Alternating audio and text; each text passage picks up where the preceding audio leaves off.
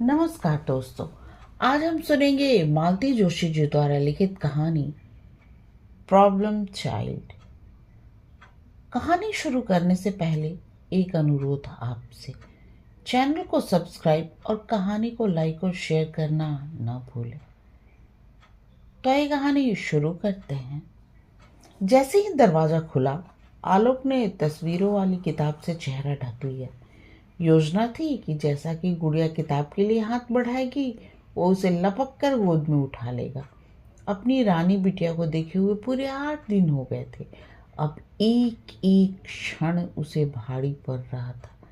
लेकिन दरवाजा गुड़िया ने नहीं, उसकी माँ ने खोला। ये तो उसे पहले ही समझ लेना चाहिए था।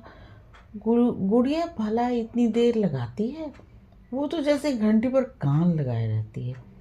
निम्मो, जरा सामान देखना, मैं उन सज्जन को रवाना कर दूं। आलोक ने अपना बैग पकड़ाते हुए कहा।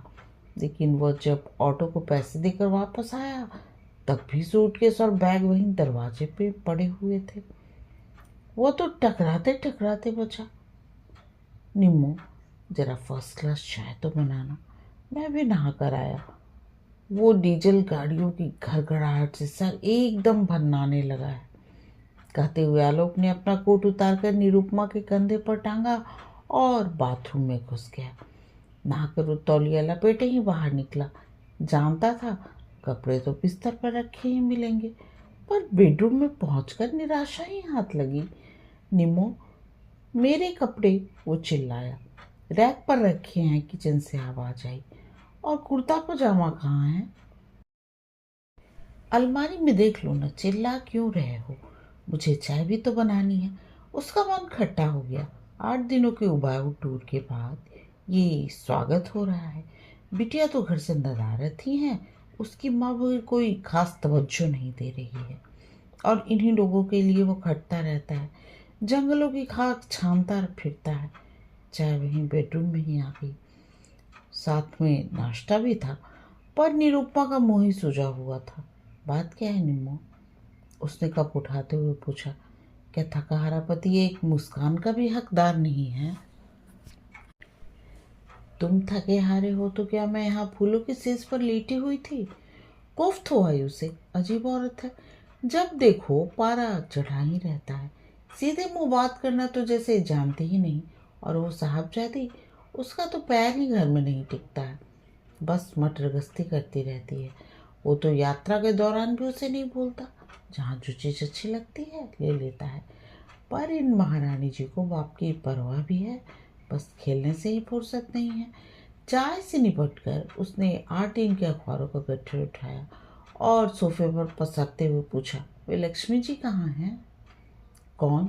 वही तुम्हारी कन्या। गई होगी कहीं, उसका क्या एक ठिकाना है? उसके चाहे जितने भी ठौर ठिकाने हो, तुम्हें मालूम होना चाहिए। आखिर माँ हो तुम उसकी। हाँ, मैं माँ हूँ, इसलिए मुझे ही सब खोज खबर रखनी चाहिए। तुम्हारा कोई कर्तव्य नहीं है। पढ़ाई करवाऊँ मैं, तैयारी करूँ तो मैं, स्कूल छोड़ने जाऊँ तो मैं। वो तो तुम्हारा मतलब है मैं नौकरी छोड़कर बेबी सिटिंग शुरू कर दूँ? अजीब अहमक हो। हाँ हाँ, मैं तो हूँ ही बुरी। तुम इसी तरह हमेशा मुझे जलील करते रहते हो, तभी तो वो मुझे घास नहीं डालती। एक बात नहीं सुनती है मेरी। कुछ कहने जाओ तो ये देखो।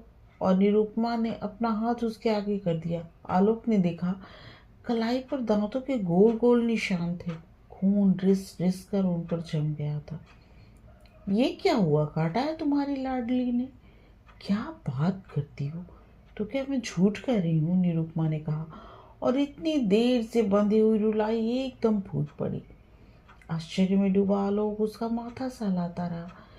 सिसकियों के बीच में उसने बताया कि इस बार टर्मिनल में गुड़िया बहुत पीछे रह गई है। रिपोर्ट बुक घर पर गंदे रिमार्क आए हैं, इसलिए जरा सा डांट दिया तो बस। और निरुपमा फिर से सकने लगी। दर्द शायद इस अप्रत्याशित अपमान का ही ज्यादा था। गुड़िया ने भी तो कमाल कर दिया। तभी महारानी जी मुंह छुपाकर कहीं दुबक गई हैं। इस पर कुछ लगाया? निरुपमा ने नर्म में सिर हिला दिया। कमाल करती हो, कम से कम डेटॉल से धो तो लिया होता। चलो डॉक्टर के यहाँ चलते हैं, कहीं सेप्टिक हो गया तो लेने के देने पड़ जाएंगे। डॉक्टर से क्या कहेंगे, वे सब वहीं चलकर सोचेंगे। चलो तैयार हो जाओ। लेकिन घर से निकलने के बाद उसे खुद ही अपनी फैमिली डॉक्टर के यहाँ जाते हुए शर्म आने लगी। वह दूर आनंद नगर तक चला गया और एक अच्छा सा बोर्ड देखकर गाड़ी रोक ली। डॉक्टर काफ़ी बुजुर्ग थे। बिना कुछ किए थोड़ी देर तक जख्म को देखते रहे। आलोक से प्रतीक्षा सहन नहीं हुई। उसने आखिर बता ही दिया, बच्ची ने काट लिया था। इट्स ऑल राइट, एक टीटीएस लगा देते हैं फॉर सेफ्टी। उन्होंने इंजेक्शन लगाया, ड्रेसिंग भी की, फिर पर्चे पर गोलियां भी लिख कर दी। फीस देकर वे लोग चलने को ही थे कि डॉक्टर ने कहा, 1 मिनट रुकेंगे। वे लोग रुक गए। अपने इलाज की फीस तो मुझे मिल गई, पर एक सलाह मैं आपको मुफ्त में दूंगा। मेरा विश्वास है कि मेरी बुजुर्गी का लिहाज करके आप सुन लेंगे। उन्होंने एक बार दोनों को भरपूर नज़र से देखा, फिर बोले, देखिए, बच्चा कभी इतनी बुरी तरह से रिटेलिएट नहीं करता unless he is hurt badly and deeply. Let it not happen again. शर्म के मारे दोनों से सिर उठाते नहीं बना। वे उसी तरह सिर झुकाए दुकान से बाहर आ गए। धन्यवाद कहने तक का उनका हौसला न रहा। पूरे रास्ते दोनों खामोश बने रहे। घर में पाँव देते ही निरुपमा ने अपना गुबार उतारा।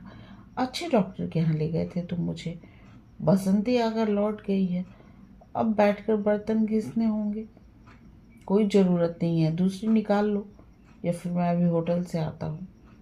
जरूर ले आओ, पैसे पेट पर ही फलते हैं। 50 रुपये उस बुढ़ऊ ने झटक लिए। हर बार पैसे की बात क्यों ले आती हो? मैं तो तुम्हारा ख्याल करके ही कह रहा था। हाथ में वैसे ही तकलीफ है। पति की व्यग्रता देखकर निरुपमा भी तरल हो आई। अरे ऐसा बनाना ही क्या है, 4 फुलके सेकने हैं, सेक दूंगी। सुबह का सारा खाना वैसे ही पड़ा है। क्यों? कहते हुए आलोक ने पहली बार डाइनिंग टेबल की ओर देखा। सचमुच खाना सब वैसा ही रखा हुआ था। 2 परसी हुई थालियां भी ज्यों की त्यों रखी हुई थी। उसने पास जाकर देखा, गोभी आलू की सब्जी, टमाटर की चटनी, मटर पुलाव और नमकीन पूड़ियाँ। वाह, ये तो गुड़िया के फरमाइशी डिशेस थी। पापा टूर पर होते हैं तो खाना गुड़िया की पसंद का ही बनता है, और ऐसा मनपसंद खाना अनछुआ कैसे रह गया? क्या लड़की दोपहर से ही गायब है? निरुपमा, वो गुर्राया। गुस्से में होता है तो पूरा नाम लेकर ही बुलाता है। निरुपमा ने सशंक नेत्रों से उसकी ओर देखा। तुम्हें सिर्फ बसंती की पड़ी है, जरा अपनी लाडली के बारे में भी तो सोचो। ऐसा तो नहीं है कि हमारे पीछे आई हो और ताला देखकर लौट गई हो। देखती हूँ, शायद पड़ोस में बैठी हो। नहीं, पड़ोस में होती तो मुझे देखकर दौड़ी चली आती है। मैं जरा सामने वाले ब्लॉक तक पूछ आता हूँ। पर उप्पल के यहाँ मत जाना, कल को मिसेस उप्पल सब और कहती फिरेंगी कि इन्हें अपनी बच्ची का होश नहीं है। कहने को तो ये भी कह सकती हैं कि लड़की सारी शाम हमारे यहाँ बैठी रही और कोई पूछने नहीं आया। तुम तो पता नहीं किन किन बात का प्रेस्टीज इश्यू बना लेती हो। अच्छा, तुम अब भाषण तो मत दो, मैं पड़ोस के विशु को भेज रही हूँ। वैसे भी बच्चे इतनी देर बाहर खेलते अच्छे नहीं लगते। दिया बाती से पहले घर आ जाना चाहिए। वे भाषण भी अपनी लाडली को ही सुनाना, मुझे तो वो कुछ गिनती ही नहीं। आलोक से फिर चुप हो गया। कुछ देर तक घर में सन्नाटा छा गया। केवल किचन से खटर पटर की आवाज़ें आती रहीं। उन्हीं की ताल पर आलोक सोचता रहा, पता नहीं कहाँ क्या कमी रह जाती है कि गुड़िया धीरे धीरे एक प्रॉब्लम चाइल्ड बनती जा रही है। और गुड़िया ही क्यों, उसके भाइयों के, बहन के सभी बच्चे इसी तरह समस्या बनते जा रहे हैं।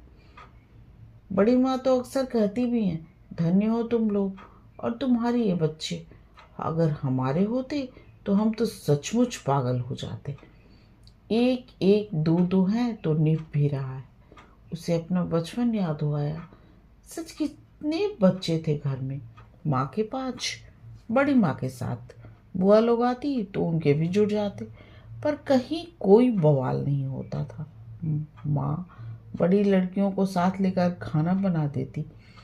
बड़ी माँ सबको अपने सामने गोलाकार पंक्ति में बिठाकर खिला देती। तीज त्योहार छोड़कर रोज तो वही मेन्यू रहता, भात दाल सब्जी रोटी, अचार की एक आध फाँक साथ में। नाश्ते का तो कोई झंझट ही नहीं था। सुबह का स्कूल हुआ तो रात की रोटी दूध में मोड़कर खा ली। दोपहर का स्कूल हुआ तो स्कूल से लौटकर सुबह की सब्जी रोटी खा ली। माँ को फुर्सत हुई तो उसी रोटी को तवे में घी डालकर करारा सेक देती थी। कपड़े साल में 2 बार बनते थे, या फिर किसी की शादी पर। फालतू लाड प्यार के लिए न किसी के पास समय था, न वैसा रिवाज ही था। फिर भी कभी किसी बच्चे ने माँ को इस तरह से काटा हो, ऐसा नहीं सुना गया। काटना तो बहुत दूर की बात है, बड़ों के सामने ऊंची आवाज में बोलने तक का ताव न था। अब तो इतनी सुख सुविधा है, इसके बावजूद भी सब कुछ जैसे उलट पुलट हो गया है। घड़ी ने 7 बजाए तो उसने आदत के अनुसार प्रादेशिक समाचारों के लिए रेडियो खोला, फिर तुरंत ही बंद कर दिया। एक बार टीवी लगाकर देखा पर मज़ा नहीं आया। वो उठकर चहलकदमी करने लगा। तभी एहसास हुआ कि घर में एकदम सन्नाटा है। अब तो किचन से भी आवाज़ें नहीं आ रही थी, पर हाँ, कहीं से दबी दबी सी सिसकियाँ सुनाई दे रही थी। उसने पर्दा हटाकर देखा। डाइनिंग टेबल का नज़ारा बदला हुआ था। सुबह की थालियाँ उठ गई थीं, खाना नए सिरे से लगा दिया गया था और सजी संवरी मेज़ के एक कोने पर निरुपमा सिसक रही थी। निम्मो, उसने अपनी पत्नी के बालों में प्यार से हाथ फेरते हुए पुकारा। कितनी ललक से मैंने दोपहर का खाना बनाया था, उसने सुबकते हुए कहा, पर लड़की ने एक कौर भी मुंह में नहीं लिया। सुबह दूध के साथ 2 बिस्किट खाए थे, उसी पर चल रही है। पता नहीं स्कूल में टिफिन भी खाया था या नहीं। हफ्ते में 3 दिन तो अनछुआ ही वापस आ जाता है। इन्हें खाने की भी सूध नहीं रहती।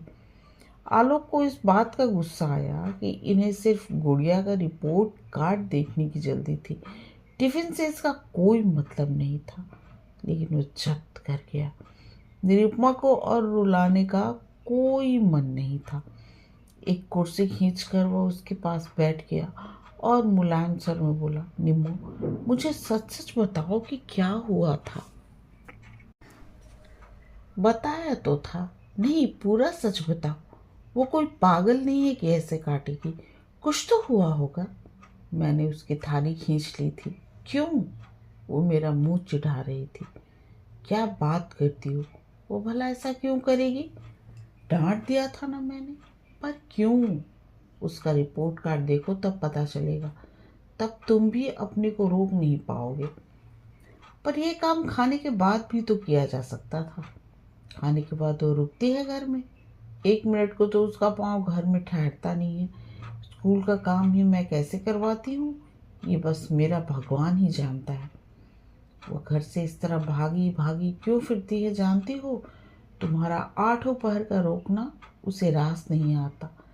चिढ़ जाती है वो। मुझे कौन शौक है चिल्लाने का? और कौन से माँ बाप हैं जो बच्चों को नहीं डांटते? कभी कभार घर में रहा करो तो पता चलेगा कितना सिर खपाना पड़ता है। तुम अपनी महत्वाकांक्षा में थोड़ी ढील दे दो तो सारी मुश्किलें आसान हो जाएंगी। पर ये बात कभी तुम्हारी समझ में आती ही नहीं है। भाई, बच्चा भी तो अपने सामर्थ्य के अनुसार ही पढ़ेगा। बुद्धि कोई ऊपर से तो कोई थोपी नहीं जाती। आखिर बुद्धि भी तो उसने हमसे ही विरासत में पाई है। तुम्हारी तो मैं नहीं जानता, पर मैं कभी टॉपर नहीं रहा। हमेशा सेकंड डिवीज़न में ही पास होता रहा हूँ। लेकिन तुम्हें हमें इतना अच्छा स्कूल भी तो नहीं मिला। न हमारे ज़माने में ऐसे स्कूल थे, न हमारे माँ बाप के पास इतना पैसा था। इनके भाग्य से सब जुट गया है तो इन्हें कद्र नहीं है। सच कहती हूँ, हर महीने फीस जमा करते हुए कलेजे में आग लग जाती है। लूटते हैं बस। महंगे स्कूल में पढ़ने के लिए जिद उसने तो नहीं की थी निम्मो। ये तो हमारा हक था, हमारा शौक है। हमें जो नहीं मिला हम अपने बच्चे को देना चाहते हैं।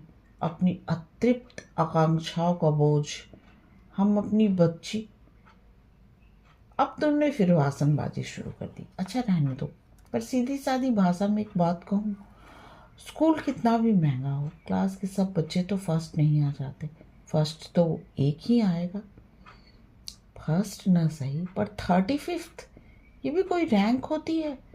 छी, मुझे तो किसी को बताते हुए भी शर्म आएगी। तो तुम्हारा गुस्सा शायद इसलिए है कि अब तुम्हें अपनी सहेलियों के सामने नीचा देखना पड़ेगा।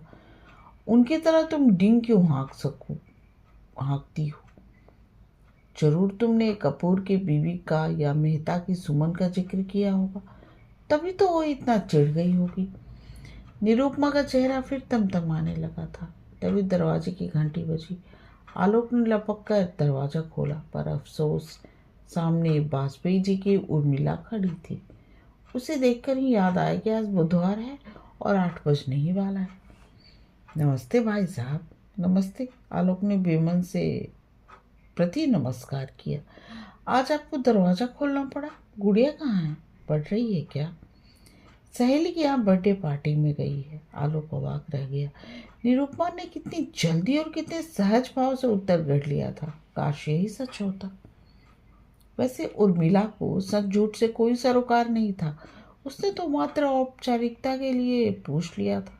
उसे तो चित्रहार से मतलब था। आंधी हो या तूफान, वो चित्रहार देखने जरूर आती है। शुक्रवार बुधवार उसका आना नियम सा हो गया था, पर इससे पहले कभी इतना अखड़ा नहीं था। टीवी का विज्ञापन आने शुरू हो गए थे। आलोक के कान दरवाजे पर लग गए। कहीं भी खेलती रहे लड़की। विज्ञापन के समय उसका घर में आना निश्चित था। इसी विश्वास के बल पर वह इतनी देर से अपने को रोके हुए था। उसकी प्रतीक्षा करते हुए वो मन ही मन अपना पाठ दोहरा रहा था। वो क्या करेगा? वो पहले डांटेगा या प्यार करेगा? पहली डांट रिजल्ट के लिए होगी या बदतमीजी के लिए? सजा के तौर पर वो खिलौने आज नहीं देगा। तस्वीरों वाली किताब तो वो देख ही लेगी सामने जो पड़ी है, या उसे भी छुपा देना ठीक होगा। खैर, ये सब तो बाद में सोचा जाएगा। सबसे पहले तो वो उसे जी भर कर प्यार करेगा।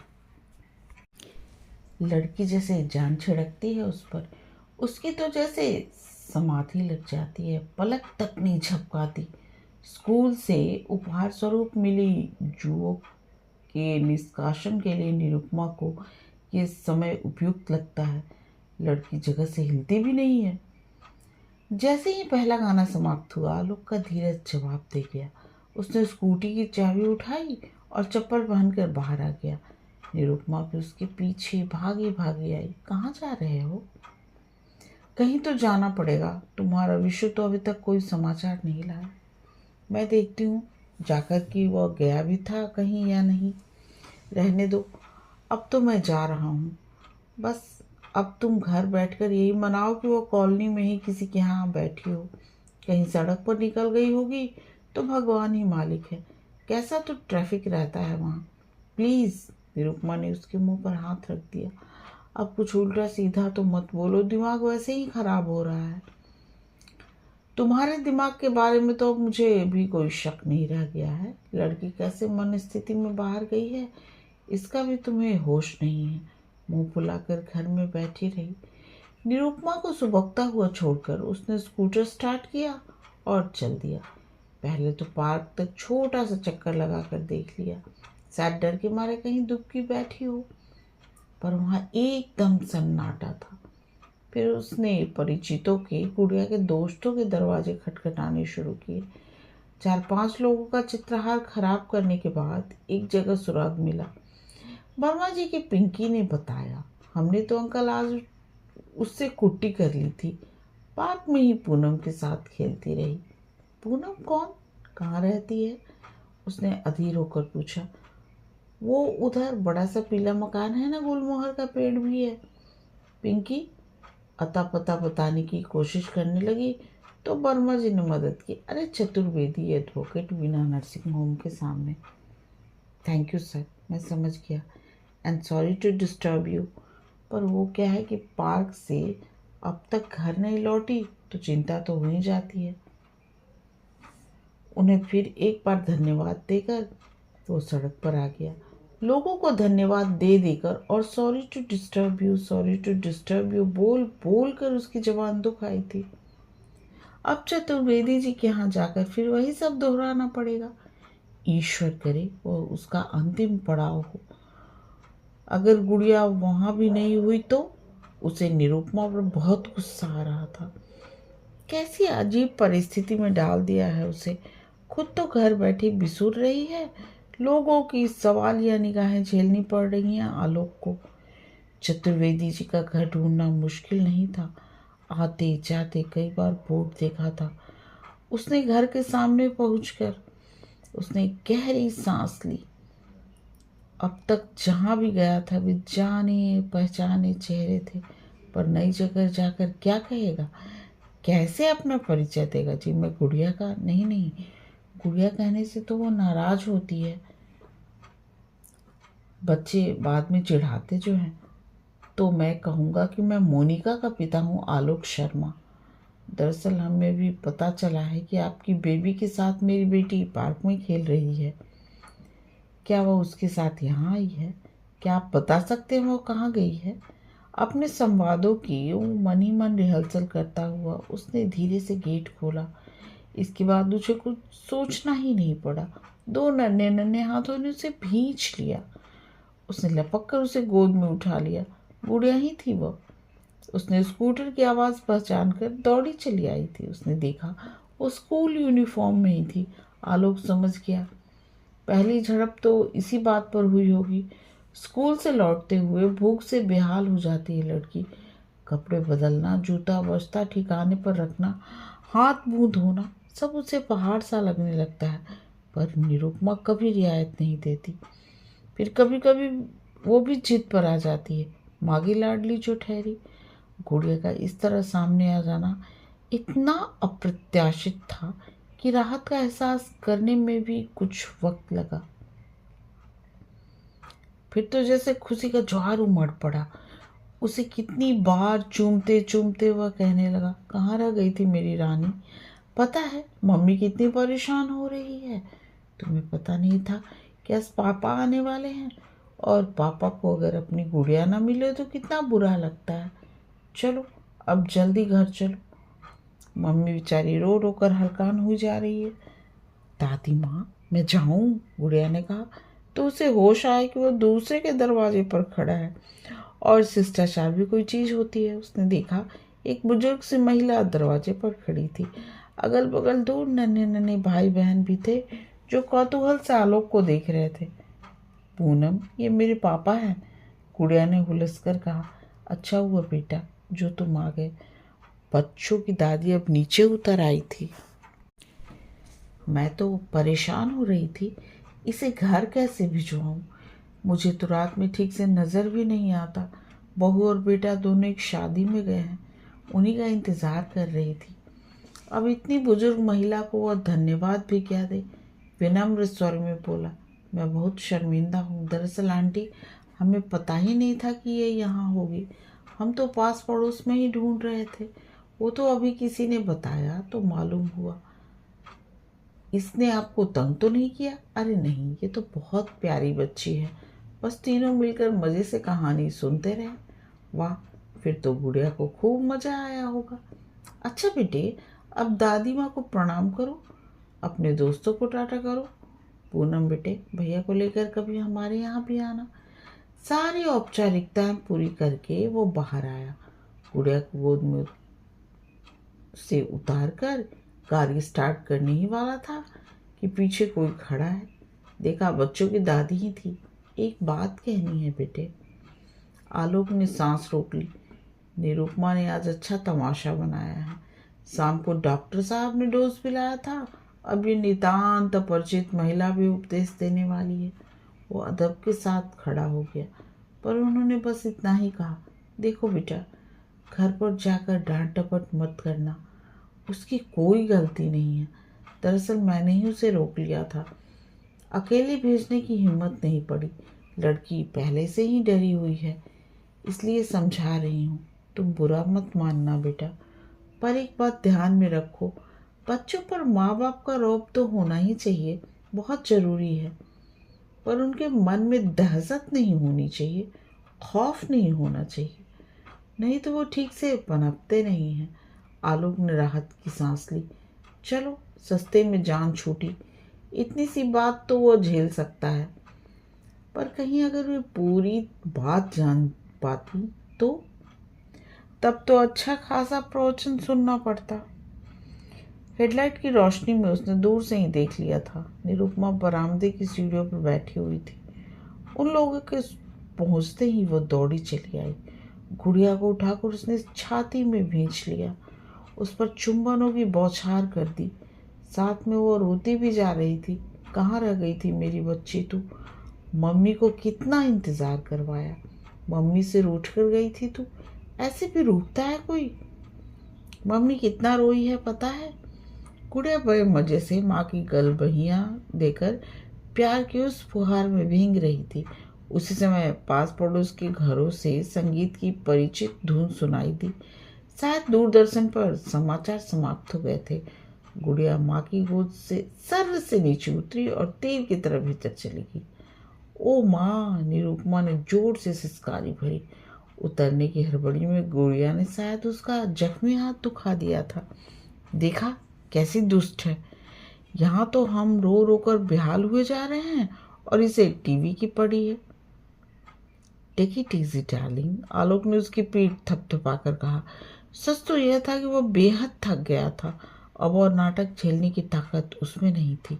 गुड़िया टीवी के सामने आसन लगाकर बैठ गई थी। ट्यूबलाइट के उजले प्रकाश में निरुपमा ने देखा तो चीख उठी, हाय मैं मर जाऊं, तू क्या ऐसी भूतनी सी चतुर्वेदियों के आ गई थी? तुम्हें किसने बताया? आलोक ने पूछा।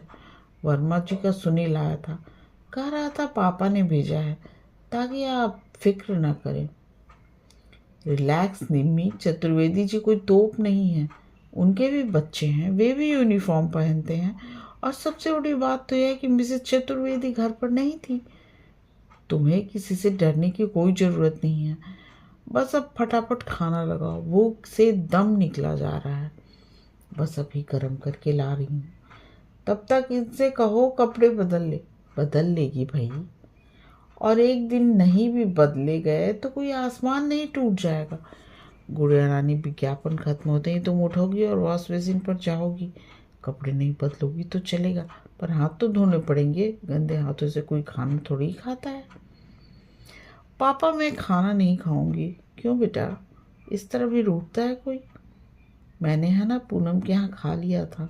क्या? निरुपमा इतनी जोर से चीखी, लड़की सहम गई।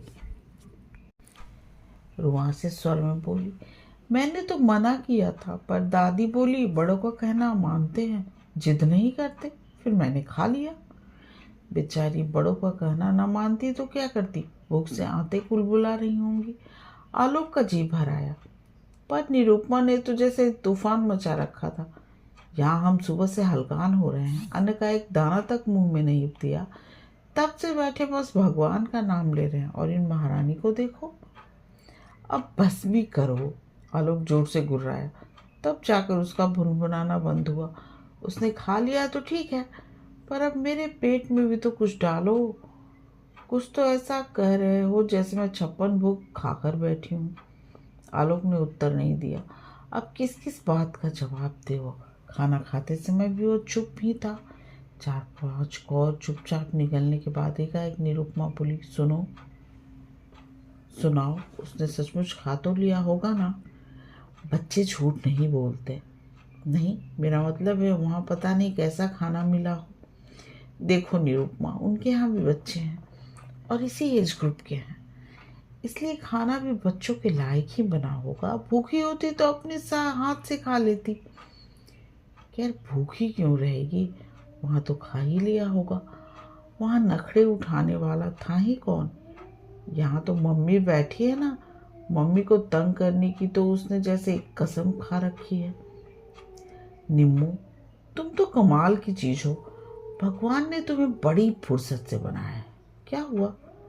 सोचता हूँ तुम पर एक थीसिस लिख डालूं। पिछले साल रेवती बीएड के लिए प्रॉब्लम चाइल्ड की एक फाइल कर रही थी, याद है? खूब याद है। तुमने कहा था एक प्रॉब्लम चाइल्ड तो अपने घर में भी मौजूद है। निरुपमा ने मुंह फुलाकर कहा। उसका गुस्सा अब तक ताज़ा था। अरे मैं तो मजाक कर रहा था, पर एक बात सीरियसली सोच रहा हूँ कि प्रॉब्लमेटिक मदर्स पर रिसर्च कर डालूं। सचमुच तुमसे अच्छा नमूना तो मिल ही नहीं सकता। निरुपमा ने आंखें तरेर कर उसकी ओर देखा। वो उसी तरह मुस्कुराती रही और हाथ धोने चली गई। लौटकर देखा गुड़िया सोफे पर ही लुढ़क गई है। अरे यह तो सो गई। कौन सी नई बात है? सुनो, मैं बिस्तर ठीक कर रही हूँ, तुमसे ले आओ। ये भी रोज का कार्यक्रम था। गुड़िया को सुलाकर आलोक भी एक पत्रिका लेकर बगल में लेट गया। निरुपमा ने धीरे से गुड़िया के बालों से क्लिप निकाले, हौले से जूते और मोजे उतारे, फिर बड़ी तरकीब से दिन भर का बासी और मुचड़ा हुआ यूनिफॉर्म उतारा। गुड़िया नींद में गुनगुनाती रही, फिर सो गई। उसके बाद निरुपमा क्रीम ले आई और गुड़िया के चेहरे पर हाथ पैरों पर मलती रही, फिर उंगलियों के पोरों में तेल लगाकर उसके बाल सहलाती रही। सारा कार्यक्रम हो जाने के बाद उसने धीरे से उसका माथा चूम लिया। आलोक को पता ही नहीं चला कि पत्रिका कब उसके हाथ से फिसल गई। वो तो मंत्रमुग्ध की होकर माँ बेटी को देखे जा रहा था। निम्मो, उसने भावुक होकर कहा, इस प्यार का चौथा हिस्सा भी तुम इसे जागते में दे सकोगी तो उसकी काया पलट कर दोगी। तुम्हें खुद विश्वास नहीं आएगा। यही तुम्हारी गुड़िया है जो दिन रात तुम्हें तंग किए रहती थी। निरुपमा ने एक बार पति की ओर देखा और सपाट स्वर में बोली, वो प्यार व्यार तो ठीक है, पर होमवर्क का तो आज गुंडा ही हो गया ना। सुबह देखो स्कूल जाते समय कैसा महाभारत मचेगा, और कल नहीं गई तो मुझे झक मारकर अड़ोस पड़ोस में कॉपी मांगने जाना पड़ेगा, नहीं तो परसों का होमवर्क भी गोल हो जाएगा। आलोक सिर पकड़कर बैठ गया था। कहानी समाप्त। कहानी सुनने और अपना कीमती समय देने के लिए आप सबका बहुत बहुत धन्यवाद।